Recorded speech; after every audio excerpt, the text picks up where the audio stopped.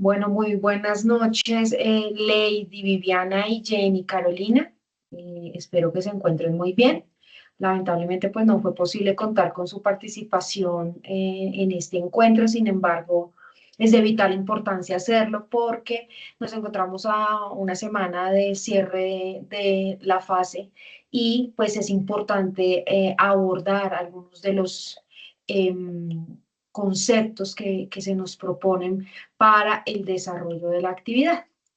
Entonces, para esta segunda web conference vamos a hablar de el tema de la democracia, la incidencia de la ciudadanía en la construcción de democracia y la incidencia positiva o negativa que pueden llegar a tener los medios de comunicación en la construcción de esa democracia. Entonces, para poder iniciar, quiero compartir este video que se llama Los medios de comunicación en Latinoamérica, que justamente hace una reflexión alrededor de este tema.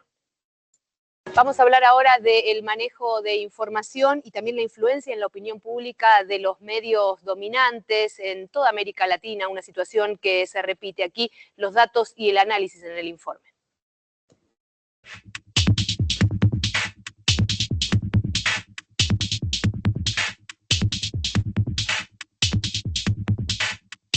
El papel de los medios de comunicación fue uno de los debates más encendidos y al mismo tiempo más complejos dentro del llamado proceso de integración latinoamericano.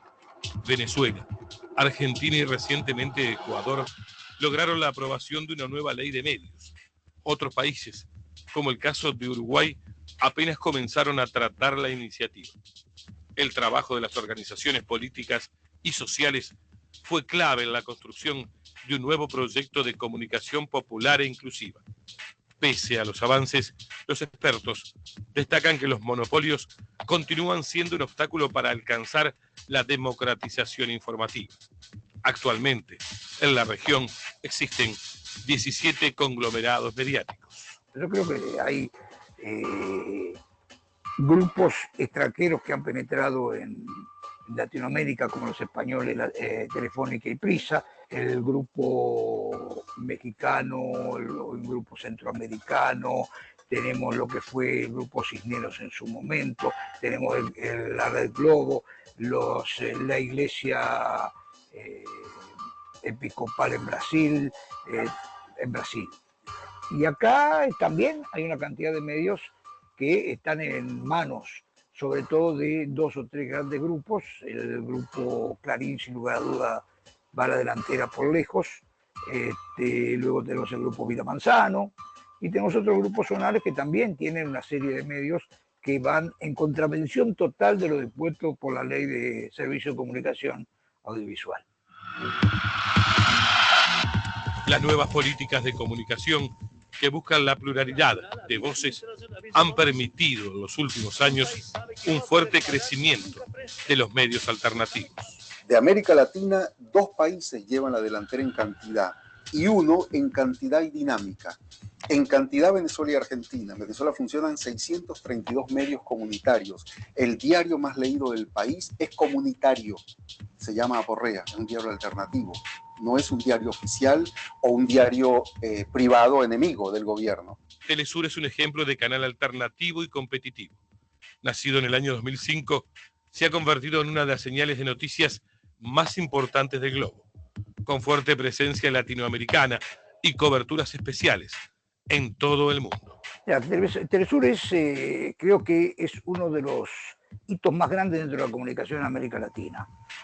Te digo, ¿por qué eso? Porque se demostró que se puede tener un medio de comunicación masivo y que no siga los patrones hegemónicos o los patrones de los países centrales. Y en el momento que sale Telesur al aire, voy al ejemplo de Telesur, que sale Telesur al aire, CNN en español tiene que cambiar totalmente su programación porque Telesur visibiliza todos aquellos temas que eran invisibilizados por CNN en español, que era el único canal de televisión de alcance más o menos global que brindaba la información de América Latina.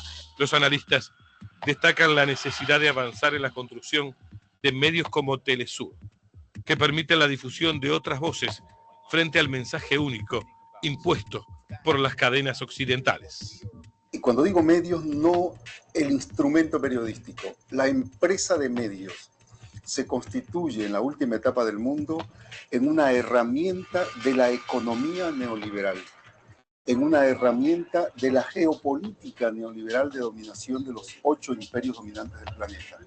No pueden legitimar sus planes económicos y políticos y militares sin instrumentos de medio. Eso, por ejemplo, se probó en las últimas 9 guerras. Uno las estudia poco a poco y nota cómo, igual que todas las guerras, pero de una manera sistemática como nunca se vio, los grandes multimedias del mundo lograron armar una opinión pública favorable, por ejemplo, a la cacería y asesinato de Bin Laden, por ejemplo, a la ocupación de Haití en el año 95 y luego en el año 2003, reocupación, la ocupación de Irak, la ocupación de Libia, la actual ocupación de Siria. La batalla por la democratización de la comunicación plantea además otro desafío: la independencia de las grandes agencias de noticias. Aseguran que es tiempo de construir la soberanía de la imagen. Hasta que no se pueda garantizar la soberanía de imagen, o sea, contar con imágenes propias, que garantiza la agenda propia también, porque yo al tener imágenes de cosas que no me interesan en mi agenda voy a tener que dar las imágenes por televisión, es imagen. Aunque todavía persisten los grupos mediáticos cuyos intereses se ven afectados por las nuevas legislaciones, como en el caso argentino, que se niega el cumplimiento de una nueva ley votada por el Congreso, los países del ALBA, la UNASUR y el Mercosur continúan trabajando desde movimientos sociales, universidades y pueblos originarios por una comunicación más democrática.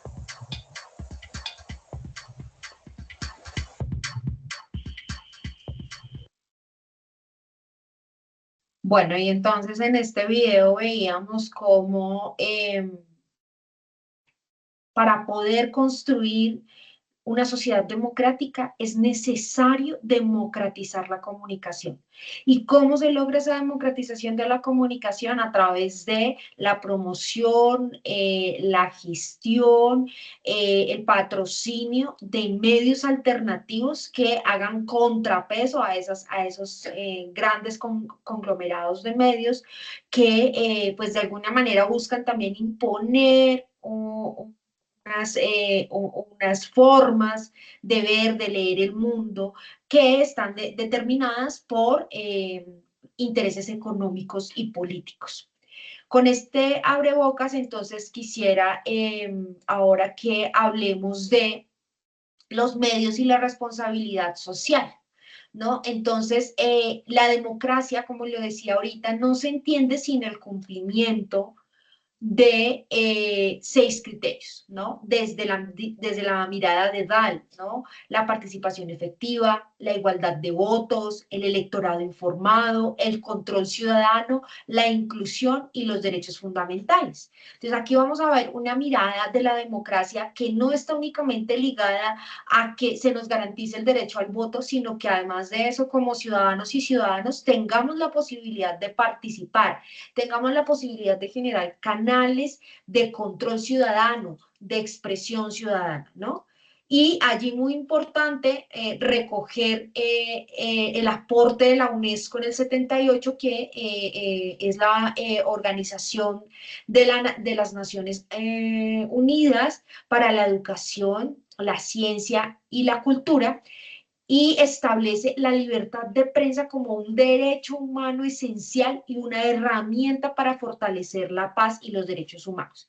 Lamentablemente por allá en el 2016, y digo lamentablemente porque digamos que el panorama que mostró una batería de indicadores que hizo la UNESCO en el año 2016, en esa batería, pues se evidenció que en países como Colombia, por ejemplo, esa libertad de expresión no está tan plenamente garantizada de acuerdo a un estudio, una investigación que hizo la UNESCO en varios países del mundo, entre ellos en Colombia, ¿no? Entonces, particularmente en nuestro país, pues tenemos que seguir trabajando por la promoción de la libertad de expresión y la libertad de prensa. Ahora vamos a abordar el texto de María Elena Martín y de Rosaura Barrios, que es uno de los textos sugeridos para esta unidad, quienes nos hablan del diálogo entre la ciencia política y la comunicación social para pensar la democracia y la ciudadanía. Es un diálogo bien interesante, bien bonito, que a mí particularmente me agrada mucho, porque es ver cómo la comunicación social no está ligada única y exclusivamente al uso de los medios tradicionales, de lo que conocemos como los medios tradicionales, sino que hay otras formas de comunicación y de expresión ciudadana que pueden ser muy potentes para poder pensar el ejercicio de la ciudadanía y la garantía de la democracia. Entonces, lo primero que nos dicen ellas es que se abordan como unas concepciones de la democracia, ¿no? Entonces, estas concepciones maximalistas que enfatizan la participación activa del pueblo en múltiples esferas de la sociedad, ¿no? Y está una concepción más minimalista, descriptiva, que se centra en reglas básicas y medibles del régimen político, ¿no? Entonces, en cosas muy puntuales que en apariencia garantizan la participación de la ciudadanía. Luego nos proponen abordar la noción de poliarquía de Dahl, quien define la democracia como un régimen donde se debe hablar de elecciones libres, de un sufragio inclusivo, es decir, que podamos votar todas y todos, hombres y mujeres, todas las personas sin distingo de raza, género, edad, podamos acceder al sufragio. Libertades básicas, diversidad informativa y autonomía asociativa, ¿no? Desde esa noción, pues Dan nos dice que incluso cumpliendo con estos criterios poliárquicos, la democracia plena es un horizonte, es como una utopía, es algo hacia lo que se quiere llegar, más que una realidad completamente alcanzable, pero hacia allá es que debemos caminar, ¿no? Los maximalistas, digamos que los autores que abordan la democracia desde una versión maximalista, reclaman democratizar pues toda la sociedad, no solo los procesos electorales, sino la participación y cómo ésta se debe extender a ámbitos económicos, sociales y comunitarios. También es muy importante hablar del análisis empírico de la democracia para evaluar su calidad, ¿no? Entonces, incorporando factores como el desarrollo ciudadano, la eficacia institucional y diversas formas de rendición de cuentas, desde estos análisis se puede evaluar qué tan democrática es una sociedad, ¿no? Digamos que también podemos ver que tenemos algunos regímenes híbridos o democracias delegativas, ¿sí? Que cumple con los requisitos electorales, ¿sí? Pero la delimitación de esos poderes y la rendición de cuentas.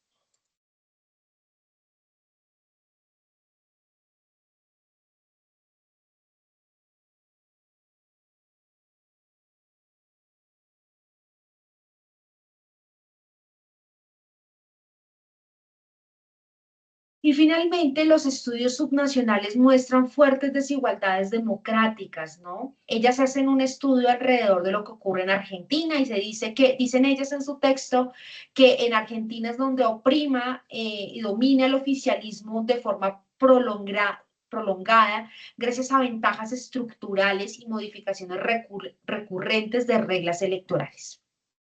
Ellas cierran diciendo que la ciudadanía es un fenómeno complejo, ¿no? Que requiere libertades, igualdad, participación y construcción de autonomía social para que la ciudadanía pueda participar, ¿no? Y que formar ciudadanía implica educación cívica constante. Es decir, la ciudadanía va más allá del derecho al voto. La ciudadanía tiene que ver con el compromiso de la persona con su entorno y cómo las personas nos comprometemos a hacer de nuestro entorno, de nuestro barrio, nuestra ciudad, de nuestro país, un lugar mejor, desde distintos lugares, por supuesto, digamos que guardadas las proporciones, sin restarle responsabilidad a las instituciones, al Estado, a los gobernantes, pero digamos que es necesario promover esa ciudadanía activa, esa ciudadanía que se compromete, esa ciudadanía que hace conciencia frente a la importancia de vivir en sociedad, de vivir en comunidad y cómo puede aportar positivamente a esa construcción de sociedad. Bueno, aquí retomamos el concepto de ciudadanía de acuerdo a Pérez Nuño, quien dice que la ciudadanía no solo implica estatus político y jurídico, sino la participación activa en asociaciones que construyen comunidad, ¿no? La ciudadanía es el proceso de apropiación de valores y de prácticas democráticas para el logro de fines comunes, según Reyes 2013. Y Segura 2008 nos dice que la ciudadanía es entendida como pertenencia a un colectivo social que nos permite reconocer temas que requieren nuestra participación y el cuidado de nuestros bienes comunes, ¿no? Entonces, lo que les decía ahorita, la ciudadanía es un ejercicio consciente de cuidado, de vida en común, de preocuparnos por lo que pasa a nuestro alrededor, en nuestro entorno más cercano. Aquí también es importante recoger el concepto de opinión pública, porque venimos hablando del papel que juegan los medios de una ciudadanía o unos ciudadanos, unas personas que hacen conciencia de su rol ciudadano y digamos que la opinión pública es la manera como interactúan tanto los medios como la ciudadanía, ¿no? ¿Por qué? Porque es la forma como los ciudadanos formamos nuestras ideas a partir de información que nos presentan los medios, a veces recibiendo información incompleta, manteniendo poco o nulo contacto con los hechos reales, según Lippmann 1922. Noel Newman nos dice que nos habla de la espiral de silencio, ¿no? Esta es una teoría muy clave en comunicación y es la espiral del silencio que explica cómo la opinión pública se construye y se moldea por los medios al destacar ciertos temas sobre otros, ¿no? Entonces, si ustedes se ponen a hacer un análisis de cómo es que informan nuestros medios de comunicación en Colombia, pues podemos identificar muchos elementos que nos darían a pensar que a veces no nos cuentan pues la historia completa, ¿no? Hay algunas informaciones que son acomodadas, son encuadradas, usando, digamos que, el concepto de la teoría del encuadre. Los medios tienen la capacidad de potenciar esa movilización, ese entendimiento y ese compromiso político en la ciudadanía, pero lamentablemente esos medios, esos conglomerados mediáticos, no les interesa promover eso, no les interesa tener una ciudadanía activa, no les interesa tener una ciudadanía que se movilice, que tenga un compromiso. Realmente quienes vienen a cumplir ese papel son los medios comunitarios y alternativos. De allí la importancia de exigir que estos medios tengan, digamos que todas las garantías para poder operar, para poder funcionar y para poder hacer, pues de alguna manera, generar un equilibrio informativo en el escenario mediático. Quisiera compartirles dos casos alrededor de un suceso que ocurrió hace 12 años ya, pero que fue muy llamativo en Colombia, que fue el llamado Paro Nacional Agrario. Fue el último paro nacional agrario más grande que, pues digamos, que se haya visto en la historia de Colombia. Ha habido muchos, pero en la historia reciente este paro fue muy significativo. Y vamos a ver, vamos a contrastar cómo fue el cubrimiento de esos dos, de ese mismo suceso, visto desde un medio masivo y visto desde un medio alternativo. Veamos. Y hoy es un día de protestas en varias ciudades del país. Les vamos a estar informando en detalle sobre las movilizaciones que se suman al llamado paro agrario que transcurrió con algunos incidentes en su primera jornada. Tenemos reportes en vivo desde varios sitios del país. Vamos a comenzar este recorrido en Cucaita, esto es en Boyacá. Allá está Gonzalo Jiménez. Cucaita, que fue víctima, Gonzalo, de algunas agresiones. Buenos días, ¿y cuál es la situación hoy, Gonzalo? Adelante. Gracias, buenos días, Vanessa. Pues infortunadamente sigue bloqueada la vía entre Tunja, Cucaita, Samacá y Villa de Leyva. Pues fueron fuertes los enfrentamientos en la tarde del día de ayer. Por lo menos unos 500, 700 campesinos se enfrentaron con la policía. Ellos utilizaron flechas, pólvora y algunos tubos que fueron enfocados como cañones. La policía tuvo que retroceder y dejar la vía bloqueada. El departamento de Boyacá es una de las zonas más afectadas en este paro a nivel nacional.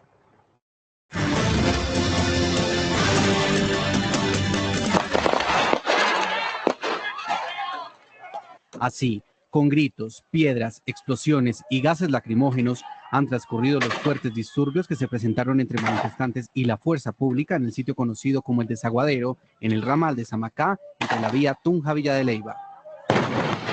La protesta, que se esperaba fuera pacífica, terminó con arengas y usando la violencia como protagonista. El equipo periodístico de Noticias Caracol, quien se encontraba grabando e informando en el sitio de los desmanes, fue sacado a la fuerza e incluso fueron empujados y amedrentados por los manifestantes. Varios líderes amenazaron con quitarles su equipo de trabajo.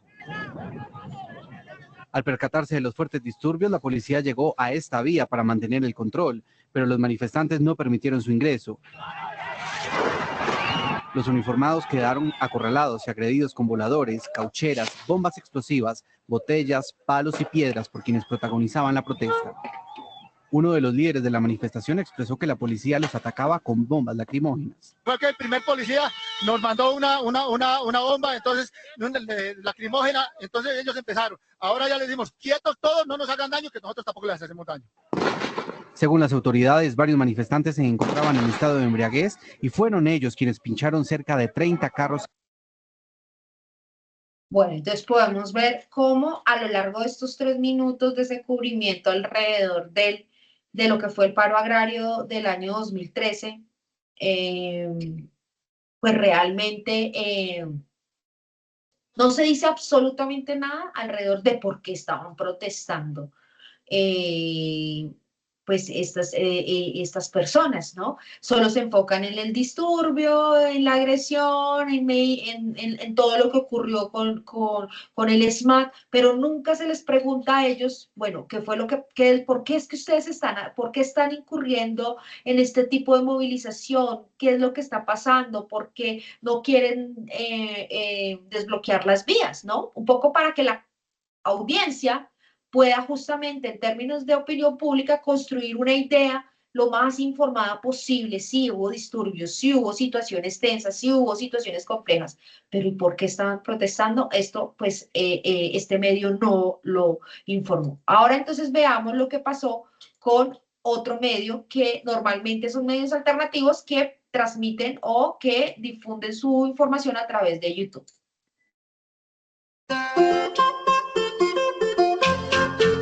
De libre comercio nos está afectando a todos, lo que es minería, transporte, los lecheros, agricultura. Vea, ahorita están trayendo papa de otros lados. Aquí la gente no tiene cómo trabajar. No es que no tiene cómo trabajar, la gente toda está trabajando a pérdida. El problema en Colombia es la regulación de precios. Eso es lo que nos tiene afectados. Porque si le bajan a una cosa, ¿por qué el derivado del producto no le bajan? O sea, un caso más fácil, el de la leche. Si la leche está a 400 pesos, ¿por qué el litro, por qué la bolsa de leche sigue valiendo 1.700, 2.000? Nosotros tenemos aquí para producir la leche, pero ¿qué están haciendo de otros países? Nos están mandando lactosueros. Ellos sí los que nos están contaminando a nosotros. Entonces, ¿qué está pasando? Nosotros, vea, la leche estaba a un precio favorable que eran 900 pesos. Ahorita el litro de leche está a 400 pesos y ya no la están recogiendo. En Colombia somos ricos en biodiversidad, en piedras, en minerales, en todo, piedras preciosas, y no tenemos nada.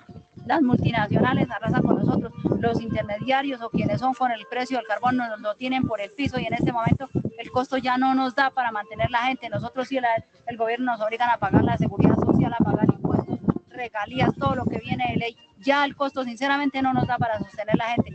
Yo digo una cosa, si hay leche aquí en Colombia, hay agricultura, hay minería, petróleo, hay de todo. Entonces, ¿por qué de otros países nos van a meter con el libre comercio todas esas cosas que nosotros tenemos aquí? Si nosotros tenemos es que exportar, no que nos importen de allá para acá.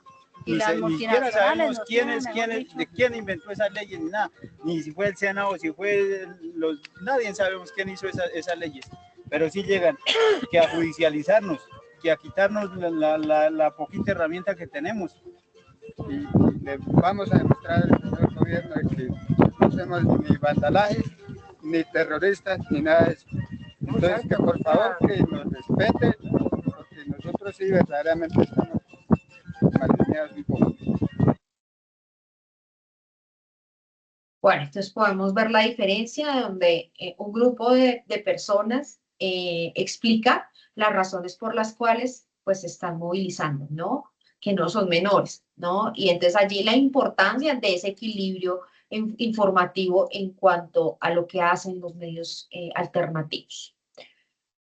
Aquí voy a compartir 5 ideas claves del texto de Peña, Orozco y otros autores, llamado La participación ciudadana a través de los medios de comunicación como legitimación de la democracia participativa en Colombia.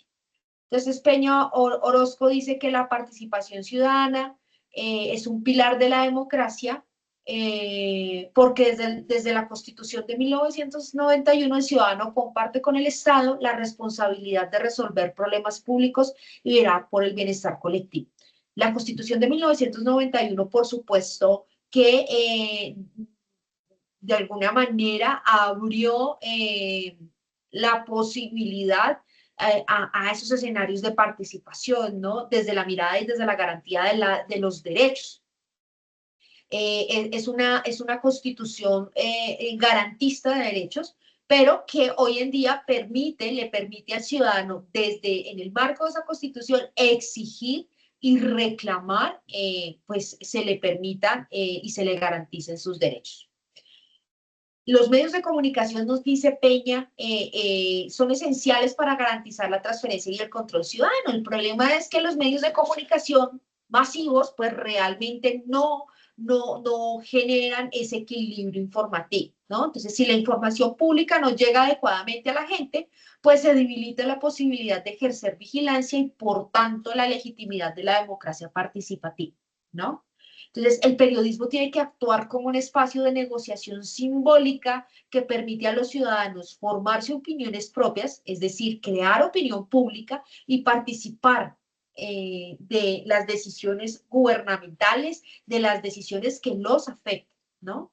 Los medios están llamados a ser independientes, plurales, objetivos, para mantener y sostener una democracia real. ¿Qué pasa en nuestro país? Pues que nuestros grandes medios no son ni independientes, ni plurales, ni objetivos, ¿no? La independencia mediática, dice Peña, evita la manipulación del poder y fortalece la opinión pública como base de la soberanía ciudadana. Imagínense eso tan importante.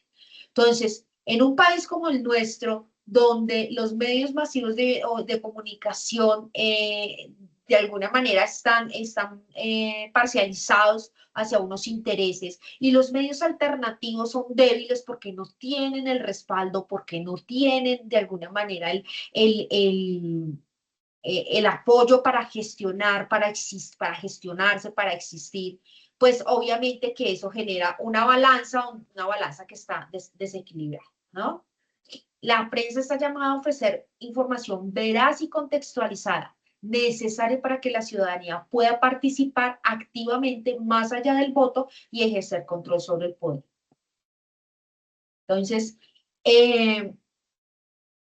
según Crowley, la comunicación, digamos que estamos enfrentando una crisis sistémica, ¿no? Entonces tenemos un contexto global caracterizado por desigualdades económicas, falta de ética del poder, sobreexplotación de los recursos. Entonces veremos todos los días noticias desde las redes sociales que de alguna manera las redes sociales de alguna forma nos permiten acceder a información que tal vez los medios masivos de información no nos comparten. Aunque también las redes sociales tienen allí su tema con el algoritmo, y es que la red social no me va a mostrar algo que yo no le haya puesto a mi algoritmo. Si mi algoritmo yo lo tengo acostumbrado a que vea las mismas páginas de siempre, es decir, las de Caracol y RCN, las más redes, pues el algoritmo me va a seguir mostrando ello, no me va a mostrar una propuesta alternativa de comunicación, ¿no? Entonces, esa crisis sistémica, pues, de alguna manera nos lleva a pensar la necesidad de la comunicación comunitaria, ¿no? Como este proceso comunicativo que se da desde abajo, desde las comunidades, que está orientado a la participación ciudadana y los derechos de los sectores excluidos, ¿no? Entonces, las condiciones actuales nos retan, pues, a revisar las políticas públicas existentes, como las prácticas de los medios comunitarios para poder mantener activa la participación y la incidencia social en un contexto de crisis sistémica y en ausencia de una ética del poder. De allí la importancia de que se promuevan políticas públicas que promuevan esa participación ciudadana, que promuevan la comunicación comunitaria y alternativa. En Bogotá, por ejemplo, iniciando el año 2000, se promovió una política pública distrital de comunicación comunitaria. Política que fue muy importante para el encuentro, la articulación y la organización del sector de medios comunitarios. Es una política que a la fecha está de alguna manera siendo revisada para ser actualizada, porque pasó hace más o menos unos 20 años y requiere, por ejemplo, que se tenga en cuenta en la política el tema de lo presupuestal, ¿sí? Que se hable de la necesidad de que estos medios comunitarios alternativos reciban una partida presupuestal para poder funcionar. Esa es una manera en la que el Estado puede garantizar ese equilibrio informativo, promoviendo leyes o políticas o normas que de alguna manera le garanticen a estos medios comunitarios que están en desventaja, que están en minoría, su permanencia y su existencia, ¿no? También hablamos de las narrativas críticas, ¿no? Hay narrativas desde las que se piensan hoy en las redes continentales y regionales de medios comunitarios, empiezan a expresar unos discursos que, digamos, son contrarios a esas narrativas que se han impuesto desde los medios masivos de comunicación, ¿no? En el sentido de que reconocen haber asumido enseñanzas y discursos mediáticos que contradicen la realidad y nuestra naturaleza misma, ¿sí? Son narrativas que tienen la necesidad de, dice la autora, de descontaminar creencias, aprendizajes y prácticas nocivas. La comunicación alternativa, entonces, es una comunicación que está enfocada en los procesos sociales, está orientada al cambio y que reconoce esas dinámicas sociales y la necesidad de promover los derechos colectivos más allá del modelo económico tradicional, ¿no?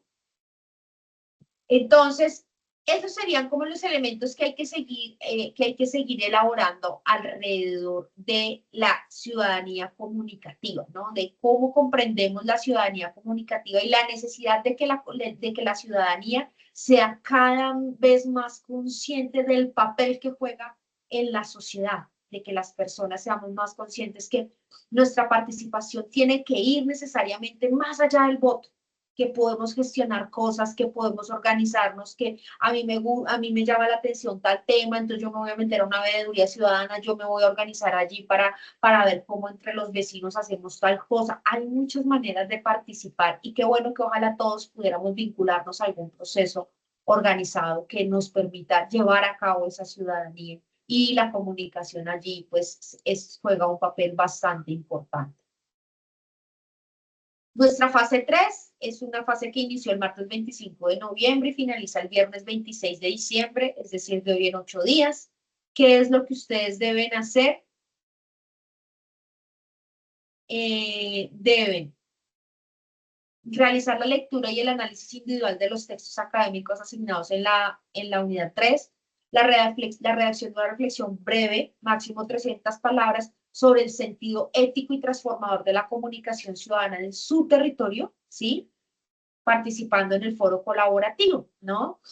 Ya como grupo deben seleccionar y analizar de forma crítica una experiencia comunicativa concreta. Ustedes ya vienen trabajando un caso que evidencie prácticas de ciudadanía transformadora. Deben diseñar y producir un podcast, video corto o infografía narrativa que exponga dicha experiencia con enfoque ético y participación ciudadana. ¿Qué es una infografía narrativa? Una infografía narrativa es una infografía que además de tener la imagen y el texto, pues ustedes la van contando, la van explicando. Un documento de soporte teórico donde se sustente el análisis desde los conceptos trabajados en la unidad 3. Deben ustedes entregar. El producto central, que es el podcast o video corto, la infografía, debe ser creativo, debe ser pertinente, claro, con enfoque de transformación ciudadana, ¿no? Y pues ustedes ya saben que entregan un documento Word con la portada, las evidencias de participación en el foro, la reflexión crítica alrededor de estas prácticas de ciudadanía transformadora con el video o la infografía o el podcast, y ese soporte teórico donde ustedes sustenten ese análisis desde los conceptos trabajados en la unidad 3, ¿no?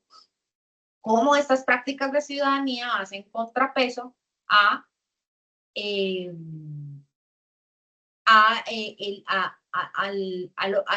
orden informativo establecido. Eso es lo que debemos hacer para la fase número 3, estimadas Jenny y Lady.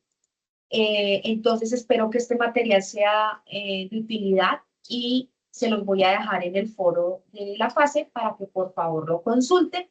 Les agradezco muchísimo, espero que para la siguiente y última webconferencia sí nos podamos encontrar, porque sí es muy importante poder dialogar alrededor de estos temas con ustedes, ¿no?